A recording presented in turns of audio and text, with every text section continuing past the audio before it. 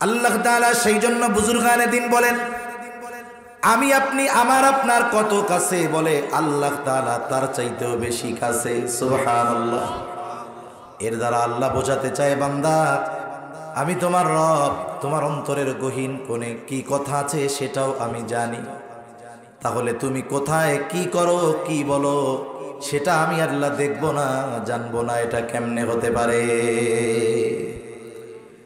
বলেন তো, যার অন্তরে এই চিন্তা পরিপূর্ণভাবে প্রথিত হয়েছে, অনেক গরম, যার অন্তরে এই চিন্তা পরিপূর্ণভাবে গেঁথে গিয়েছে যে আমার আল্লাহ আমার অন্তরের বিষয়টা সম্পর্কে অবগত, তাহলে স্বাভাবিক বাহিরের গুলোতে এমনিই জানে। দুনিয়াতে হাজী সাহেবের আজমতের দিকে খেয়াল রেখে দেখলেই বিড়িটা টান দিয়া বালায় দেয় যে না হাজী সাহেব দিচ্ছে, খাওয়ান যাইব না। আরেক বন্ধুকে আমারই শেষ টান্ডা দিতি, হাজী সাহেব না,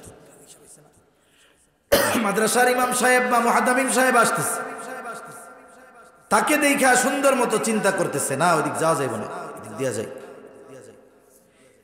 আমি আপনি এইরকম দুনিয়ার সম্মানওয়ালা মানুষকে ভয় করে তাদের থেকে লুকায় থাকি যেন পাপ করতেছি না দেখে, অথচ আল্লাহ তাআলার ব্যাপারে আমরা এ ব্যাপারে কোনো ভ্রুক্ষেপই করি না।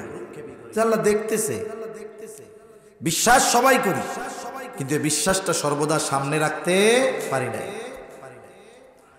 আল্লাহ তাআলা শুধু তিনি দেখেন তা না, আল্লাহ তাআলা তিনি দেখার সাথে সাথে আমাদের কর্মগুলো সংরক্ষণের জন্য ফেরেশতা নিযুক্ত করে রাখছে। আল্লাহ তাআলা বলেন, ইয ইয়াতালাক্কাল মুতালাক্কিয়ানি আনিল ইয়ামিনি ওয়া আনিশ শিমালি কাঈদ। আল্লাহ তাআলা এক জায়গায় বলেন, কিরামান কাতিবিনা ইয়ালামুনা মা তাফআলুন। সম্মানিত লেখকদ্বয় জানে তোমরা কি আমল করো। ওনারা শুধু জানে তা না, ওনারা আমাদের কর্মের ব্যাপারে সাক্ষী হয়। দুইজনকে দুই কাঁধে আল্লাহ তাআলা দিয়ে দিয়েছে, এবং এই দুইজন আমার আপনার কর্মগুলোকে সংরক্ষণ করে লিপিবদ্ধ করার মাধ্যমে। ডান কাঁধে যিনি, তিনি আমাদের ভালো কর্মগুলো সংরক্ষণ করেন, লিপিবদ্ধ করেন। বাম কাঁধে যিনি, তিনি আমাদের মন্দ কাজগুলো লিপিবদ্ধ করেন। শুধু তাই না, আরো একজন ফেরেশতা আছে, তার কাজ কি? বলে আমি আপনি আমার আপনার গোটা হায়াতে যত কথা মুখ দিয়ে উচ্চারণ করি, আল্লাহ তাআলা সব কথাগুলো সংরক্ষণ করার দায়িত্ব তাকে দিয়েছে। আল্লাহ তাআলা বলেন, মা ইয়ালফিযু মিন কাওলিন ইল্লা লাদাইহি রাকীবুন আতীদ। আল্লাহ তাআলা বলেন, সদা তৎপর একজন ফেরেশতা মানুষ জবান দিয়ে যা নিক্ষেপ করে, অর্থাৎ মানুষ জবান দিয়ে যেই কথা বলে, আল্লাহ তাআলা বলেন কথা বলার সাথে সাথে জবান থেকে উচ্চারিত হওয়ার সাথে সাথে ওই কথাগুলো সংরক্ষণ করার দায়িত্ব হলো ওই ফেরেশতার। সম্মানিত উপস্থিতি, আসলে আমরা যদি আমাদের নিজেদেরকে পরিবর্তন না করি তাহলে আমাদের ভাগ্য পরিবর্তন হবে না। আমরা এখন পর্যন্ত ইসলামের ব্যাপারেও সব মুসলমান, বাংলাদেশের মুসলমান আমরা এক হইতে পারতেছি না। রাষ্ট্রের ব্যাপারেও, দেশের ব্যাপারেও আমরা সকল মানুষ এক হইতে পারতেছি না। এই যে আমাদের মতানৈক্য, মতবিরোধ, পারস্পরিক যেই অসহানুভূতিশীলতা, এগুলা আমাদের জন্য কষ্টের কারণ হতে পারে। আবার কষ্টের মাঝেই অনেক সময় ধ্বংসস্তূপের মধ্য থেকেই নতুন আবার কিছু দাঁড়িয়ে ওঠে। ওই হতাশার চিন্তার মাঝে আবার আলো ফুটে ওঠে যে হয়তো এই কঠোরতার মধ্যে দিয়েই সফলতার রাস্তা তৈরি হয়ে যেতে পারে, ঠিক কিনা বলেন? এজন্য আমাদেরকে সর্ব অবস্থায় প্রস্তুত থাকা দরকার। মুসলমানদের জন্য কিছু বিষয় দরকার ছিল এটা জীবনের একটা অংশ বানায় নেওয়া। পৃথিবীর অন্যান্য অনেক দেশে আছে, যেমন স্বাভাবিকভাবে আত্মরক্ষার যত কৌশল আছে, মার্শাল আর্ট বলেন আর কুংফু বলেন, এটা সাধারণভাবে পৃথিবীর অন্যান্য বহু দেশে এগুলো প্রতিষ্ঠান থেকেই শেখানোর ব্যবস্থা করা হয়। অনেক সময় দেখা যায় একজন প্রশিক্ষিত ব্যক্তি ৩-৪ জনকে শোয়াই ফেলতে পারবে। আপনার ইসরায়েলে মেরে শেষ করে দিচ্ছে আমাদের মুসলমানদের। ইসরায়েলের যারা প্রাপ্তবয়স্ক 18 বছরের পরে একজনকেও আপনি বেসামরিক পাবেন না। তার মানে সেনাবাহিনীতে চাকরি না করলেও ফুল কোর্স সামরিক ট্রেনিং তাদের করা লাগে। তার মানে 18 বছরের উপরে যারা সবাই কি সোলজার। আমাদের দেশে তো আর্মির চাকরিতে শর্ট কোর্স হয়, 6 মাস ট্রেনিং দিয়া চলে আসে, অথচ তারা 18 মাস পরিপূর্ণ ট্রেনিং নেই সাধারণ মানুষ। কেন? বলে এরা হলো রিজার্ভ ফোর্স। সৈন্যবাহিনী যখন সংখ্যায় না কুলাবে তখন এই মানুষগুলো অস্ত্র হাতে নিতে পারবে। এই প্রস্তুতি অমুসলিমরা নিচ্ছে, নিয়ে থাকে, এরা ওদের সিলেবাস বানায় নিচ্ছে। কিন্তু আমাদের দেশ সহ মুসলমান দেশগুলোয় যদি আমরা সিলেবাস প্রণয়ন করি যে আমাদের ছেলেদের তত্ত্বাবধানে আত্মরক্ষার কৌশলগুলো আত্মস্থ করবে, জানবে, মেয়েরা প্রয়োজনে মেয়েদের তত্ত্বাবধানে আত্মরক্ষার কৌশলগুলো জানবে, যদি কখনো তাকে একাকী পথ চলতে হয়, কোনো বখাটে যদি তাকে আক্রমণ করে, তাহলে সে যেন নিজেকে সেফ রাখতে পারে, এটা যদি শেখানো হয় আমাদের বলবে জঙ্গি। কি বলবে? জোরে বলেন, জঙ্গি। এগুলো আমাদের শেখা দরকার। শহরে আমরা যারা আছি আমাদের বেশি দরকার। সাঁতার শেখা দরকার, গাছে ওঠা শেখা দরকার, পাহাড় বাওয়া শেখা দরকার। এগুলো দরকার আছে। হয়তো হতে পারে অচিরেই কাজের লাইগাও যাইতে পারে। যদি কাজে লেগেই যায়, মনে রাখতে হবে ওই লড়াই এমন এক লড়াই যে লড়াই থেকে পিছু হটে আসবার কোনো সুযোগ নেই। ওই লড়াই ঈমান আর কুফুরের লড়াই।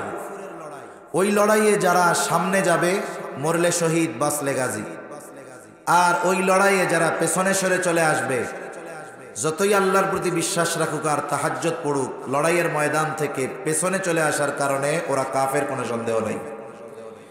তার মানে ইমানদারদের জন্য সামনে হয়তো সেই প্রস্তুতি বা সেই প্রেক্ষাপট তৈরি হচ্ছে যে পিছু হটবার আর কোনো সুযোগ নাই।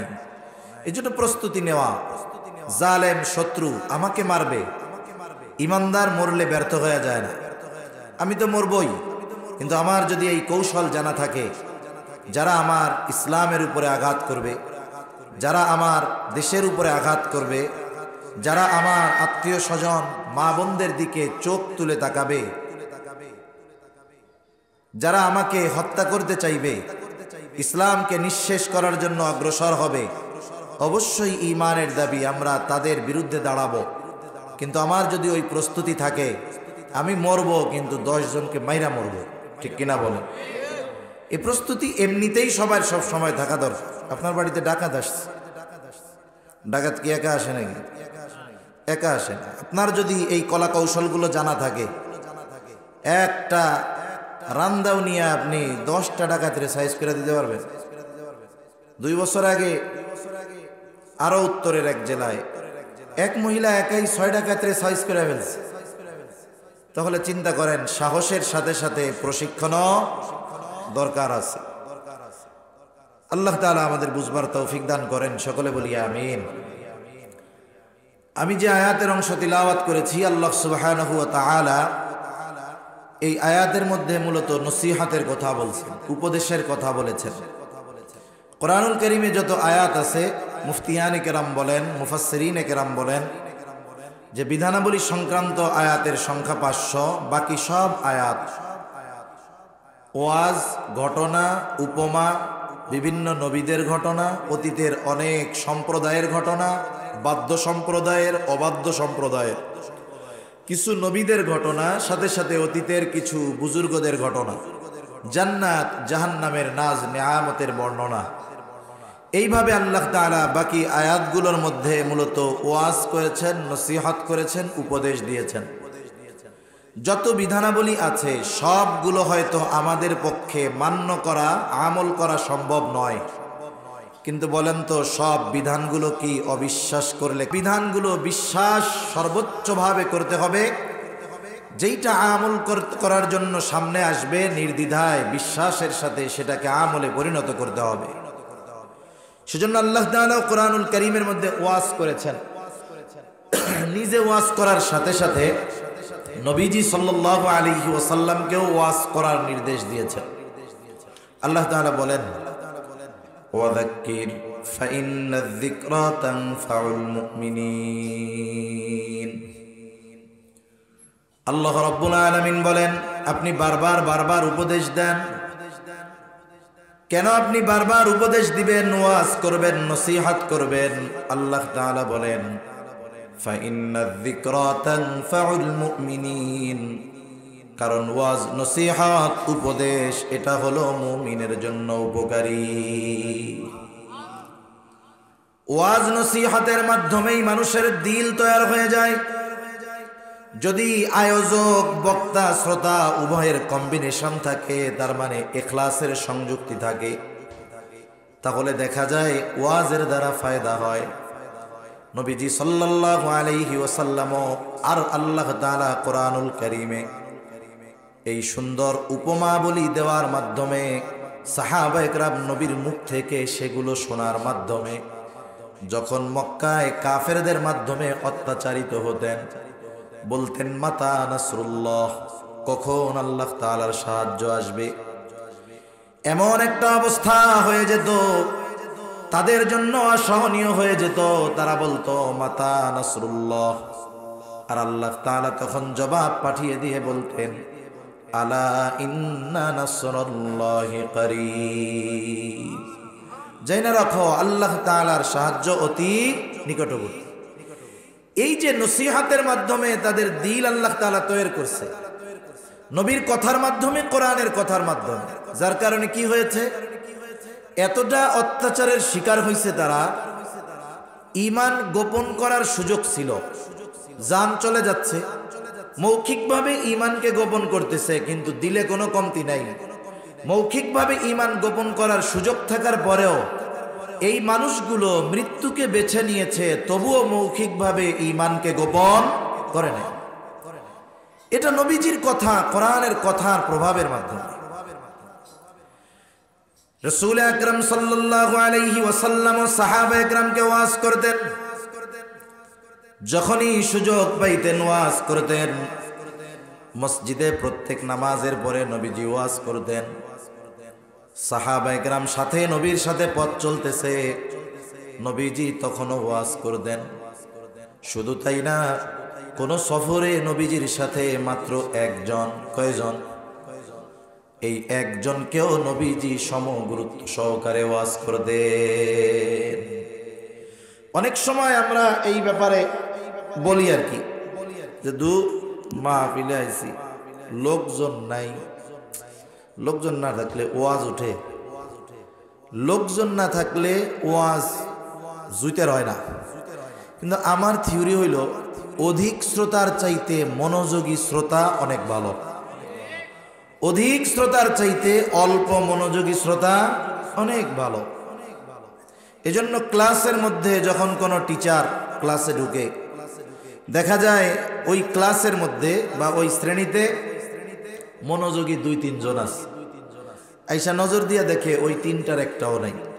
আইসা ডুইকা বসে বসে থেকে কয়, ওরা 3 জন কই? কয়, স্যার আসে নাই। কয়, আজকের পড়া আগেরটাই, কালকে আবার নতুন পড়া দিন। তাহলে 40 জন যদি থাকে, 3 জন মনোযোগীকে প্রাধান্য দিয়ে বাকি 37 জন অমনোযোগীকে গুরুত্ব দেওয়া হয় না। এটার কারণ কি? বলে, ওস্তাদ তো জানেই যে ওরা ওই যেই সেই, আমি যা পড়াবো, আমি যা পড়াতে চাই, বোঝাতে চাই, এটা নেওয়ার জন্য ওই 3 জন মেহনত করে। আর এরা হলো চিন্তা করে কেমনে ক্লাস পাড়ি দিয়া কোনো মতে ম্যাট্রিক আইয়া পাশ কইরা, ছেলেরা যদি টাকা পয়সা দিয়া, বাবার আছে 10 লাখ দিয়া যদি আর্মিতে ঢুকে যাওয়া যায়, আর মেয়েটা যে কোনো পথে যদি টাইনা টুইনা আইয়া পাস করতে পারে, তাহলে পোলা দেখতে আসলে বলা যাবে আমাকে মাইয়া আইয়া পাস। একজনে পড়ে বিয়ার পড়া, তা এগো অসুবিধা নাই, ওই কাম হয়ে যাইব। কিন্তু পড়ার মূল উদ্দেশ্য যেই 3 জন গ্রহণ করতে পারবে, এরা যেহেতু নাই, আজকে আর সামনে বাড়ারও দরকার নেই। রাসূল আকরাম সাল্লাল্লাহু আলাইহি ওয়াসাল্লাম একজনকে নিয়ে ওয়াজ করতেন। আমি আপনাদের খেদমতে ছোট্ট যেই হাদিসটা পেশ করেছি, এই হাদিসটা বর্ণনার ভঙ্গিতে এমনটাই মনে হয় নবীজির সাথে তখন একজন ছিল, হযরত আবু যর রাদিয়াল্লাহু তাআলা আনহু। কারণ নবীজির এই হাদিস বর্ণনা করিতেছেন আবু যর রাদিয়াল্লাহু তাআলা আনহু বলেন, ক্বালা লি রাসূলুল্লাহি সাল্লাল্লাহু আলাইহি ওয়াসাল্লাম, রাসূল সাল্লাল্লাহু আলাইহি ওয়াসাল্লাম আমার জন্য অর্থাৎ আমাকে বললেন। তার মানে রাসূল সাল্লাল্লাহু আলাইহি ওয়াসাল্লাম যখন কথাটা বলতেছেন, আবু যর রাদিয়াল্লাহু তাআলা আনহু তখন নবীজির সাথে একা ছিলেন, একা। নবীজি আবু যর রাদিয়াল্লাহু তাআলা আনহুকে তিনটা উপদেশ দিয়েছেন। কয়টা উপদেশ? জোরে বলেন না কয়টা? তিনটা উপদেশ দিয়েছেন, তিনটা। কিন্তু ছোট্ট এই হাদিসের মধ্যে যেই তিনটা উপদেশ দেওয়া, ওই উপদেশের আলোকে আমরা যদি আমাদের জীবনকে সুসজ্জিত করতে পারি, তাহলে আল্লাহর হক এবং মানুষের হক আদায় হয়ে যাবে। ছোট্ট কথার মধ্যে কথার সমুদ্র রয়েছে। রাসূল আকরাম সাল্লাল্লাহু আলাইহি ওয়াসাল্লাম এইখানে মূলত তিন ধরনের হকের কথা আলোচনা আসছে। বুজুর্গানে দিন বলেন, এক নাম্বার আল্লাহর হকের কথা আসছে, দুই নাম্বার প্রত্যেক ব্যক্তির নিজের হকের কথা আসছে, তিন নাম্বার অন্যান্য সব মানুষের হকের কথা আসছে। এবার একটু আমরা হাদিসটা নিয়ে একটু মুযাকারা করি। নবীজি উপদেশ দিলেন আবু যর রাদিয়াল্লাহু তাআলা আনহুকে, যে আবু যর, এক নাম্বার, ইয়া আবা যর, হে আবু যর, ইত্তাকিল্লাহা হাইসুমা কুনতা, হে আবু যর তুমি যেখানেই থাকো না কেন সর্বহালতে ভয় করবা কাকে? আবু যর তুমি সর্বহালতে আল্লাহ তাআলাকে ভয় করবা। রাসূলুল্লাহ সাল্লাল্লাহু আলাইহি ওয়াসাল্লাম সর্বহালতে আল্লাহ তাআলাকে ভয় করতে বলেছেন। আল্লাহ তাআলা কোরআনুল কারীমের মধ্যে বলেন, ইয়া আইয়ুহাল্লাযীনা আমানুত্তাকুল্লাহ, হে ঈমানদারেরা। আল্লাহ তাআলা বলেন, হে ঈমানদারেরা তোমরা আল্লাহ তাআলাকে ভয় করো, হাক্কা তুকাতিহি, ভয় করার মতো ভয় করো, ওয়ালা তামুতুন্না ইল্লা ওয়া আনতুম মুসলিমুন, এবং তোমরা মুসলমান না হয়ে মৃত্যুবরণ করো না। যখন তাকওয়া অর্জনের জন্য মুমিনদেরকে নির্দেশ দেওয়া হয়, ঈমানদারদের আল্লাহ বলতেছে যে ঈমানদারেরা আল্লাহকে ভয় করো, তখন এর দ্বারা এক কথা। আবার যখন গোটা মানব সম্প্রদায়কে উদ্দেশ্য করে তাকওয়ার কথা বলা হয়, তার মানে হে মানব সকল তোমরা ঈমান আনো। কারণ একজন মানুষের তাকওয়ার সর্বনিম্ন দরজা হলো ঈমান আনা, ঈমান এনেছে। কারণ একটা ব্যক্তি যদি পরিপূর্ণভাবে ঈমান আনে সেও মুত্তাকি, তবে এই মুত্তাকি একেবারে প্রাথমিক দরজার মুত্তাকি।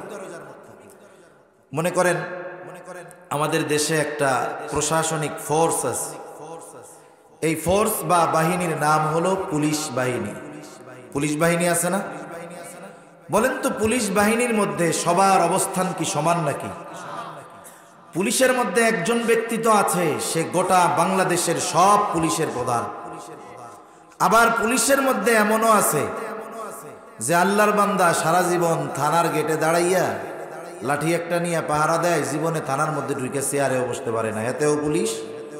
আর যে পুলিশ প্রধান সেও পুলিশ। কথা বোঝেন নাই?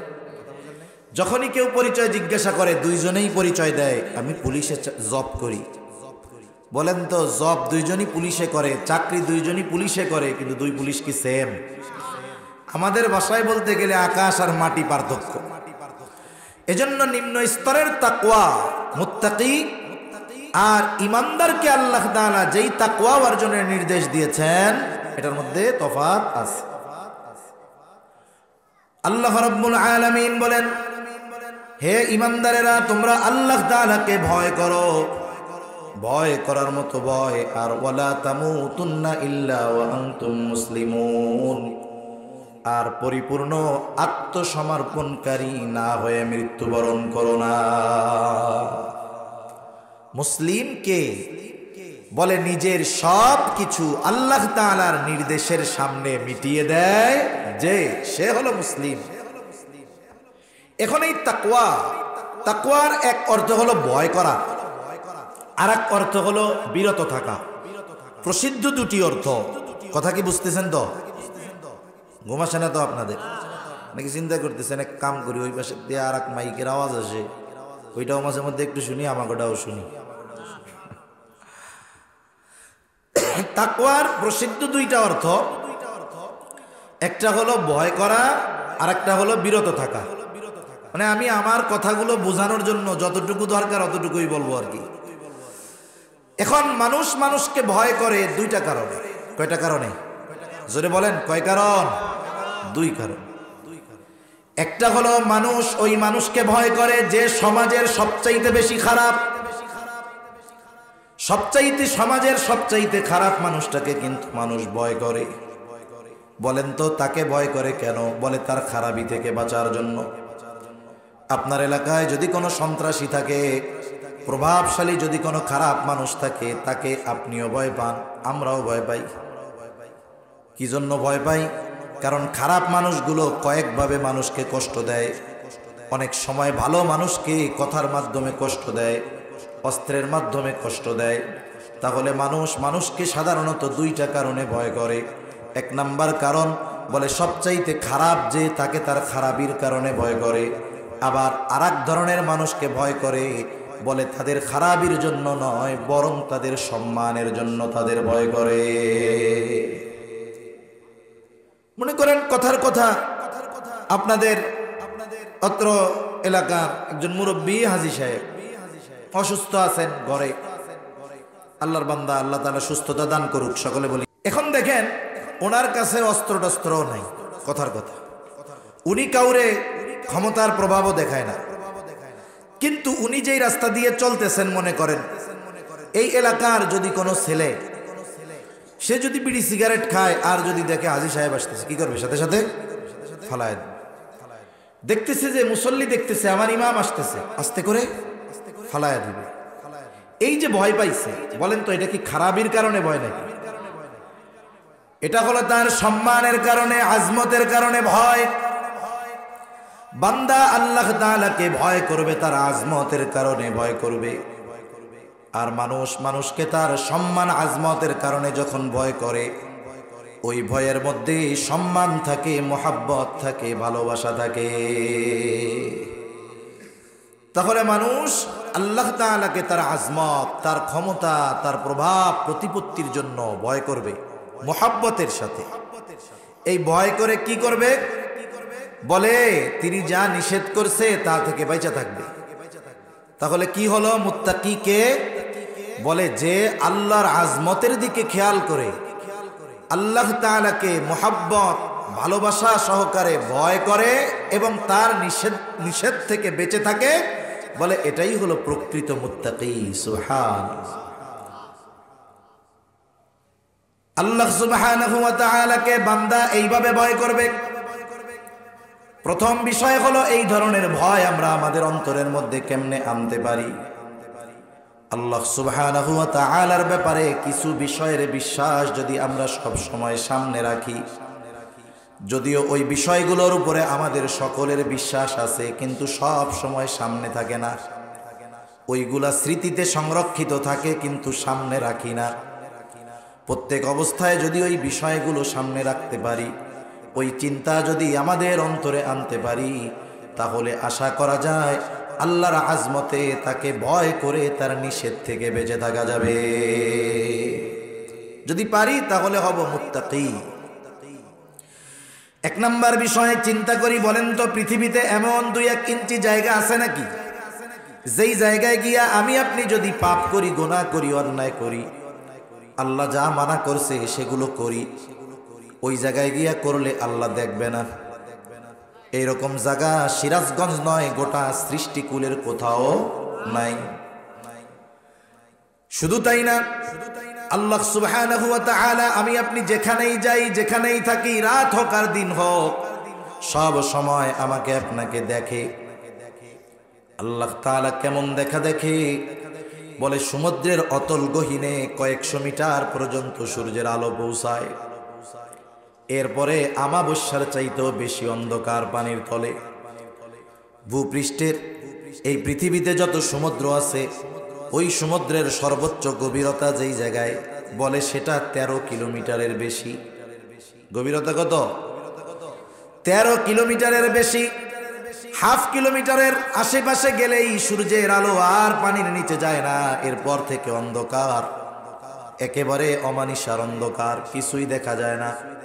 বলে ওই সমুদ্রের তলদেশে অজস্র বালিকণার মধ্যে ওই কালো অন্ধকারে বালির চাইতেও ক্ষুদ্র ক্ষুদ্র প্রাণী আছে। আমার আপনার মালিক সমুদ্রের ওই অতল গহীনের ওই অন্ধকারে বালির চাইতেও ক্ষুদ্র প্রাণীর চলাচলটাকেও দেখতে পায়। আচ্ছা, আপনারা কেউ পিঁপড়া হাঁটার আওয়াজ শুনছেন? এইটাই আমরা শুনি নাই, অথচ ওই প্রাণী সমুদ্রের তলে চলে। ওইটা চললে যেই আওয়াজ হয়, বলে আল্লাহ ওইটাও স্পষ্ট শুনে। সুবহানাল্লাহ। আল্লাহ তাআলা শুধুমাত্র আমার আপনার বাহিরের বিষয়টাকে দেখে এমনটা নয়, বলে অন্তরে কি আছে কেউ না জানলেও যিনি জানেন তিনি কে? পৃথিবীতে অনেক আধুনিক মেশিনারিজ আবিষ্কার হয়ে গেছে, চিকিৎসা বিজ্ঞান এখন অনেক আধুনিক।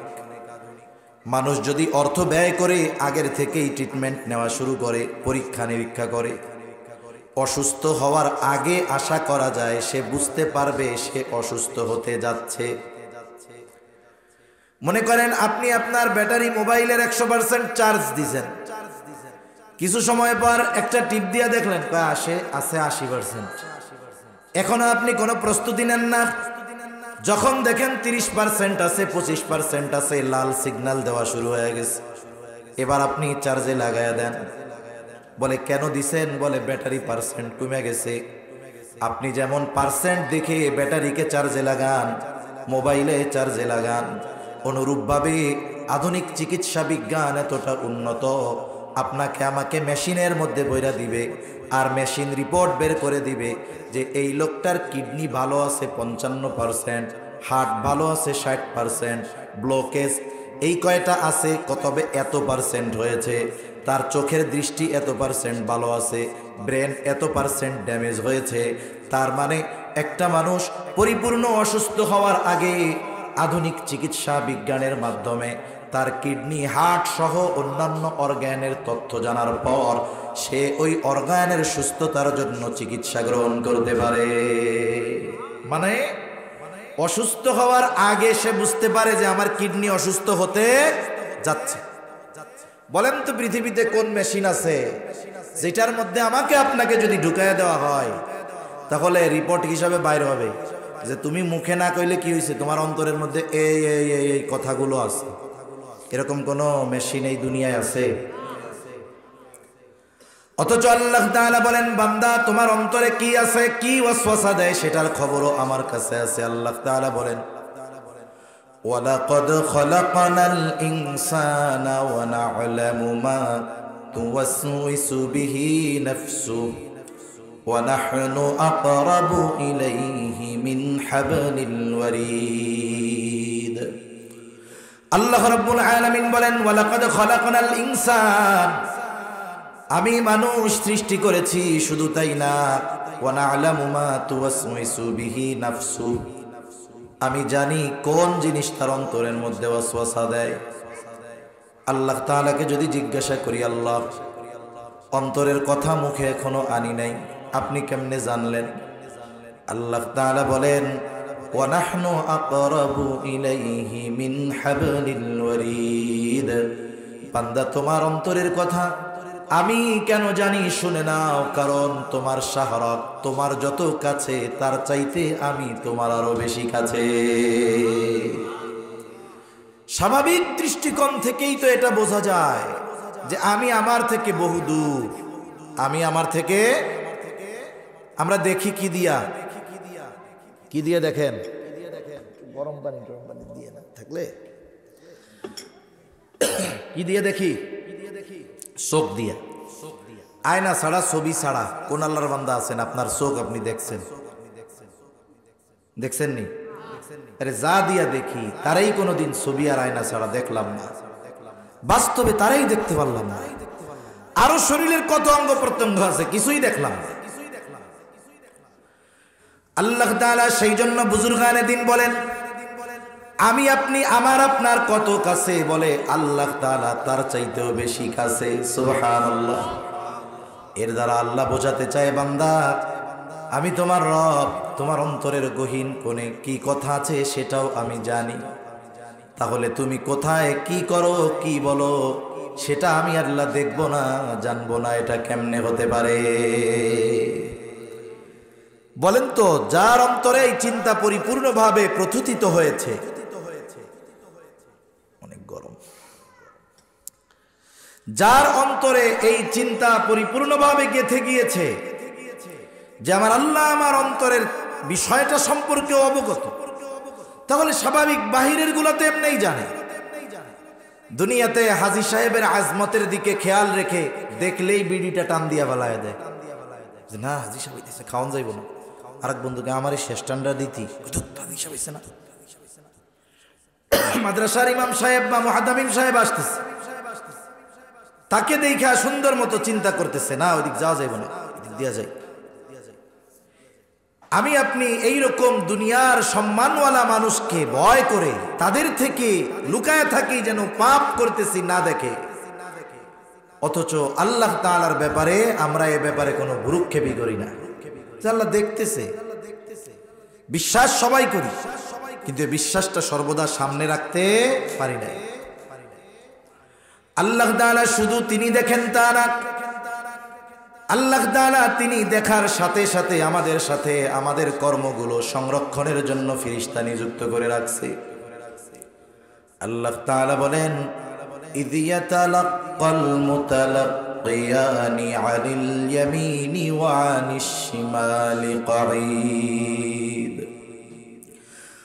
আল্লাহ তাআলা এক জায়গায় বলেন, কিরামান কাতিবিনা ইয়ালামুনা মা তাফআলুন। সম্মানিত লেখকদ্বয় জানে তোমরা কি আমল করো। ওনারা শুধু জানে তা না, ওনারা আমাদের কর্মের ব্যাপারে সাক্ষী হয়। দুইজনকে দুই কাঁধে আল্লাহ তাআলা দিয়ে দিয়েছে, এবং এই দুইজন আমার আপনার কর্মগুলোকে সংরক্ষণ করে লিপিবদ্ধ করার মাধ্যমে। ডান কাঁধে যিনি, তিনি আমাদের ভালো কর্মগুলো সংরক্ষণ করেন, লিপিবদ্ধ করেন। বাম কাঁধে যিনি, তিনি আমাদের মন্দ কাজগুলো লিপিবদ্ধ করেন। শুধু তাই না, আরো একজন ফেরেশতা আছে, তার কাজ কি? বলে আমি আপনি আমার আপনার গোটা হায়াতে যত কথা মুখ দিয়ে উচ্চারণ করি, আল্লাহ তাআলা সব কথাগুলো সংরক্ষণ করার দায়িত্ব তাকে দিয়েছে। আল্লাহ তাআলা বলেন, মা ইয়ালফিযু মিন কাওলিন ইল্লা লাদাইহি রাকীবুন আতীদ। আল্লাহ তাআলা বলেন, সদা তৎপর একজন ফেরেশতা মানুষ জবান দিয়ে যা নিক্ষেপ করে, অর্থাৎ মানুষ জবান দিয়ে যেই কথা বলে, আল্লাহ তাআলা বলেন কথা বলার সাথে সাথে জবান থেকে উচ্চারিত হওয়ার সাথে সাথে ওই কথাগুলো সংরক্ষণ করার দায়িত্ব হলো ওই ফেরেশতার। আমাদের কথা সংরক্ষিত হয়, আমাদের কর্ম সংরক্ষিত হয়। এটা আগে বোঝা আমাদের জন্য কঠিন ছিল, এখন সহজ। মেমোরির মধ্যে কত লেখা থাকে, কত ছবি থাকে, কত ভিডিও থাকে, কত আওয়াজ, কত ওয়াজ, কত সঙ্গীত, কত গান ও কত জনের থাকে, থাকে কি থাকে না? এরপরেও আল্লাহ তাআলা এই কথাগুলোকে ধ্বংস করে দেন না। আধুনিক বিজ্ঞান বলে মানুষ যত কথা জবান দিয়ে উচ্চারণ করে সব কথাগুলো বাতাসের মধ্যে থেকে যায়। মানুষের কর্মের আসর, প্রভাব সে যেখানে করে, যখন করে, তখন থেকে যায়। যেমন অনেক জায়গায় হত্যাকাণ্ড হয়েছে, হত্যাকাণ্ডের ক্লু বের করার জন্য কি করে? বলে ওই জায়গায় পুলিশ চারিদিক দড়ি দিয়ে ঘিরে রাখে। ঘিরে কি করে? ওই জায়গায় বিশেষ মেশিনের মাধ্যমে ফিঙ্গারপ্রিন্ট তালাশ করতে থাকে, কারো হাতের ছাপ আছে কিনা। এই পৃথিবীতে আমার আপনার কর্মের ছাপ থেকে যায়, মনে করেন এই যে আমরা এখানে বসেছি, এই বসা এর প্রভাব থেকে যাবে। কোরআনুল কারীমে আল্লাহ তাআলা জানিয়ে দিয়েছেন জমিন কিয়ামতের দিন তো সাক্ষী প্রদান করবে আল্লাহ তাআলার কাছে। তার উপরে ভালো কাজ অথবা মন্দ কাজ করনেওয়ালার ব্যাপারে কিয়ামতের দিন আল্লাহ তাআলার কাছে এই জমিন সাক্ষ্য প্রদান করবে, সময় সাক্ষ্য প্রদান করবে। এই কথাগুলো বাতাসের মধ্যে আছে। বিজ্ঞানীরা চেষ্টা করতেছে এই কথাগুলোর মধ্য থেকে অতীতের বড় বড় মনীষীদের কথাগুলো আলাদা করে বের করে এবং ওই কথাগুলো তাদের যেই টোন, তাদের যেই ভয়েস, এটা আমাদেরকে শোনানোর জন্য তারা প্রচেষ্টা অব্যাহত রেখেছে, গবেষণা চালিয়ে যাচ্ছে। তাদের টার্গেট, তারা যদি সফল না হয় নেক্সট জেনারেশন হবে, তারপরে না হলে তারপরের ওয়ালারা হবে। এভাবে তারা গবেষণা চালিয়ে যাচ্ছে। দেখেন, কথা ধ্বংস তো হয় না, কথা কিন্তু স্থানান্তরিত হয়। কেমনে হয়? মনে করেন আপনার আত্মীয় আছে আমেরিকাতে। আমেরিকা কত দূর? বলে প্রায় 15,500 কিলোমিটার।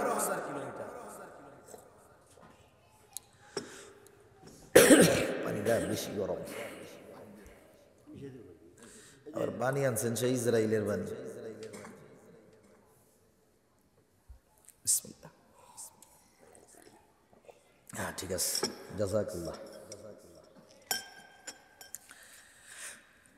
15,000 কিলোমিটার দূর। এখন আপনি যখন আপনার আত্মীয়কে ফোন দেন না, মাঝে মধ্যে ভিডিও কলে ফোন দেন, অডিও কলে ফোন দেন, আপনার সাথে যদি তার প্রতিনিয়ত কথা হয়, আপনি যদি তাকে আননোন নাম্বার থেকে অডিও ফোন দেন, আপনার কথার বলার একটা শব্দ বলার সাথে সাথে বুঝা যাবে যে অমুকে ফোন দিস। জিজ্ঞাসা করা লাগবে না, কারণ আপনার ভয়েস তার কাছে পরিচিত। আবার আপনি যদি তাকে দেখতে চান, আপনিও ইন্টারনেটে কানেকশন দিয়ে আছেন, সেও লাইনে আছে, আপনি কল দিয়েছেন, ভিডিও কল। কয়দিন পরে আপনার ভিডিও কল তার কাছে যাবে, কয়দিন পর সাথে সাথে তার কাছে চলে যাবে। বলে দূরত্ব কত? 1-1.5 মাইল না, বলে প্রায় 15,500 কিলোমিটার। এই 15,500 কিলোমিটার পরে এখান থেকে মাত্র 1 সেকেন্ডে আপনার শুধু কথা নয়, বরং আমার আপনার চেহারাটাও তার বিহীন নেটওয়ার্কিং সিস্টেমের মাধ্যমে সুদূর আমেরিকায় পৌঁছিয়ে যায়। তারের মাধ্যমে কিন্তু যায় নাই, গেছে কিসের মাধ্যমে? মোবাইল দিছেন। মোবাইলে যদি নেটওয়ার্ক না থাকে, যত শক্তিশালী মোবাইল হোক, ওইটা ক্যালকুলেটর হয়ে যাবে আর কি। আপনি যখন কানেকশন দিচ্ছেন নেটের, এই ইন্টারনেট নেটওয়ার্কিং সিস্টেম বাতাসকে ব্যবহার করে। নেটওয়ার্কিং সিস্টেমের কাজ হলো বাতাসকে ব্যবহার করে এইখানের কথাটাকে যথাযথ ব্যক্তির যথাযথ নম্বরে অতি দ্রুততার সাথে পৌঁছিয়ে দেওয়া।